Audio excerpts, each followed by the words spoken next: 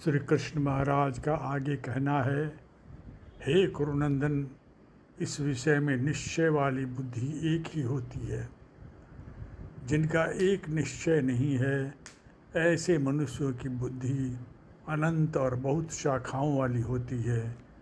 यानी सकामी पुरुषों की बुद्धियाँ अनेक भेद वाली तो होती ही हैं, उनका कोई अंत भी नहीं होता। हे प्रथानंदन, जो कामनाओं में वशीभूत हो रहे हैं, स्वर्ग को ही श्रेष्ठ मानने वाले हैं, सकाम कर्मों में प्रीति रखने वाले हैं, भोगों की सिवाय और कुछ है ही नहीं ऐसा कहने वाले हैं, ऐसे अपहृत चित्त वाले के अंतःकरण में निश्चयात्मक बुद्धि नहीं होती है। यानी जिनका अंतःकरण हर लिया गया है, अर्थात भोगों की तरफ खिंच गया है, और जो भोग तथा ऐश्वर्य में अत्यंत आसक्त हैं, ऐसे मनुष्यों की परमात्मा में एक निश्चय वाली बुद्धि नहीं होती। वेद के अनुसार संसार तीनों गुणों का कार्य है। इसलिए हे अर्जुन, तू तीनों गुणों से रहित हो जाओ, राग द्वेष आदि द्वंद्वों से रहित हो जाओ, योग क्षेम की याचना न करते हुए नित्य निरंतर परमात्मा में स्थित हो जाओ। यहाँ भगवान अर्जुन को आज्ञा देते हैं कि तू सकाम भाव का त्याग कर, निष्काम भाव को ग्रहण कर। निष्काम भाव द्वारा तीनों गुणों से अतीत जन्म मरण से रहित हुआ जा सकता है। मिलने और बिछुड़ने वाले संसार से संबंध विच्छेद किए बिना नित्य रहने वाली चिन्मय सत्ता में अपनी स्वाभाविक स्थिति का अनुभव करना कठिन है।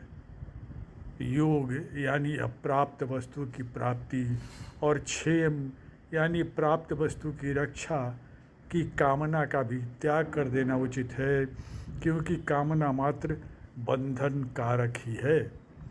सब तरह से परिपूर्ण जलाशय के प्राप्त होने पर जिस प्रकार छोटे गड्ढों में भरे जल में मनुष्य का प्रयोजन नहीं रहता, उसी प्रकार तत्व को जानने वाले ब्रह्मज्ञानी को संपूर्ण वेदों से उतना प्रयोजन नहीं रहता है।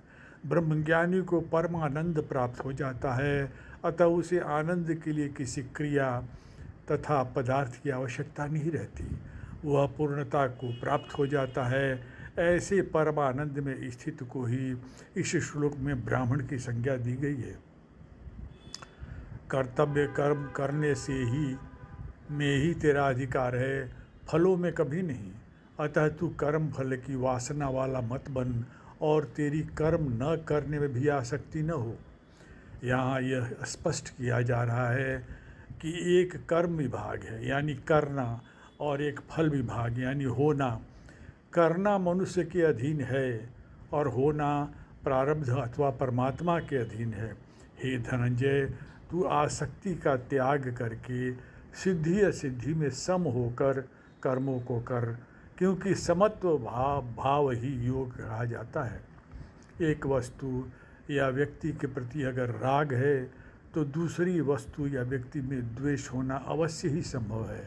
राग द्वेष जब तक वर्तमान है, कर्म के सिद्ध होने या असिद्ध होने पर एक ही तरह का भाव उठना असंभव है, और इसीलिए कर्म फल के प्रति समता का भाव आना भी असंभव है। अतः राग द्वेष का मिटना अत्यंत जरूरी है, ताकि समता रूपी योग प्राप्त हो सके। हरि ओम तत्सत।